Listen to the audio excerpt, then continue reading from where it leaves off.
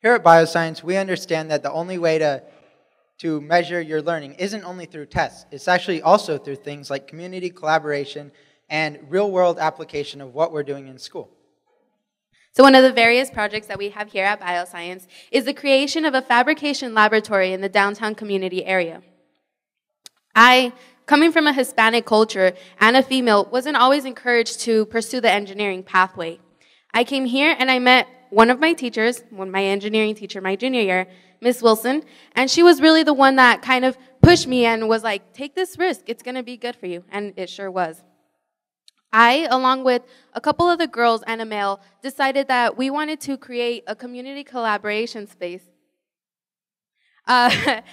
where people could come in and learn about 3D printers, laser jet engravers, and various other machineries that are used in fabrication laboratories and maker spaces. Through our project, we encountered various obstacles.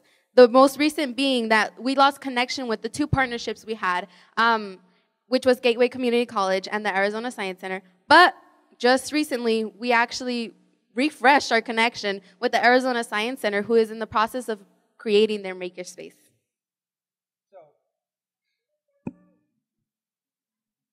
So really looking at community partners. Coming into Bioscience High School as a freshman, I never thought that some of our biggest assets would actually be community members. Braden Kate and Kenny Barrett were two of my biggest inspirations, not only freshman, but also sophomore year. Sophomore year, our entire class got involved with something called the Sunflower Field Project. The Sunflower Field Project was turning, as the teachers mentioned, vacant lots around our campus, or one vacant lot around our campus, into something aesthetically pleasing. We did so in the form of sunflowers. But really, it wasn't just that. It was sunflowers, but we also harvested those sunflowers and turned them into biofuel. Another thing our school is really passionate about, sustainability. This opportunity was not something I was expecting coming into high school. High school is tests, right? No, it's not just that. As you can see by this picture, the way I'm dressed, I wasn't prepared to meet the mayor. But that's what ended up happening through this opportunity. At a normal high school, this wouldn't really be presented to me. But it's not only the teachers. We as students have to go out and grab those opportunities. By the way, he's the one in the gym shorts and the red shirt. And this is Mr. Stubbs. Mr. Stubbs is an alligator who had no tail. Some of our students had the opportunity to work with the Herpetological Society in creating this prosthetic tail for this alligator. Our students were a part of the design process as well as creating the actual mold for the alligator that might have, they had to hold down that alligator. And then as well as synchronizing the movement of the alligator with the prosthetic tail. Prosthetic limbs are something that have generally been reserved for humans. It just came into existence in the past few years, and it's a developing technology. But as students, not only an engineering student, but also a wildlife ecology student, came together to create this. They gave an alligator a tail. Thus making Mr. Stubbs the first alligator with a prosthetic and the first reptile. Through these opportunities and through these projects that we've all had, we've learned how to meaningfully contribute to our community. So, first of all, I'd like to ask, can we have a show of hands for all of those that were allowed to park around our school for free? I know I was. If you guys keep your hands up, look around. You see a lot of hands up, hopefully. Yes, you do. If you were to come during the school week, during school hours, you wouldn't see this many hands. And that's because we have parking meters surrounding 3/4 of the sides of our school. This causes a big problem for students, causing a big problem in parking. Not only we as students have to park down here, but also ASU students, also business people, and also the customers of the businesses. So we don't always know who exactly we impact. But through this, we learned that we don't have access to the parking spaces around our school. So we kind of, take the parking spaces up of the local businesses that we have in the downtown area, thus, affecting any kind of profit that would contribute to.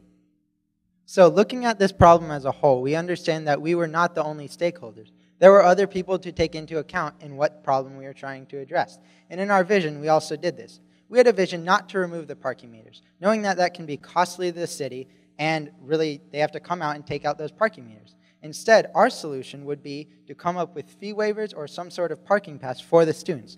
There, we would get to use the parking meters throughout the week for free, and the city wouldn't have to come out and remove them.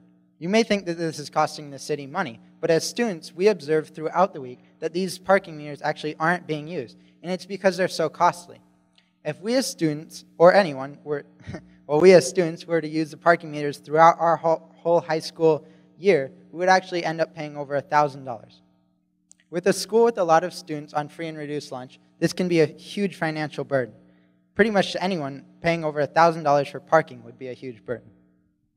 So the next thing we did was look into what others had done. A couple blocks down, we had the Evans-Churchill Association successfully remove the parking meters from their area. Right down the street, we also had Roosevelt, who was able to successfully remove them from 5th Street. Our plan was to talk to someone.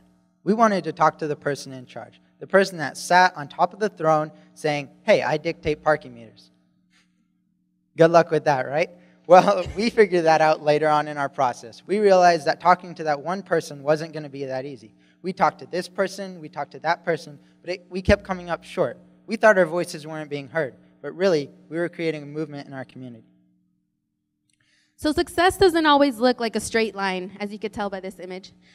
We encountered a lot of challenges and a lot of obstacles, but through the help of what we have of our community partnerships and our teachers and everybody else that kind of helped us through this, we plan to eventually reach our goal, which is getting parking permits or some sort of passes for our students.